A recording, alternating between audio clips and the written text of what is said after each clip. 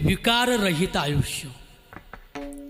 काम, क्रोध, लोभ, मद, मत्सर, दंभ, अहंकार याच्या पलीकडे असलेलं पवित्र जीवन समाजाची सेवा करू शकतं. म्हणून शाहू, छत्रपती फुले, आंबेडकर, सावित्रीबाई फुले, अहिल्याबाई, मोठ्याने बोला, अहिल्याबाई होळकर आणि मासाहेब जिजाऊ महाराणी, आशी जिजाऊ किती गुण गाऊ आणि महाराष्ट्राची राणी.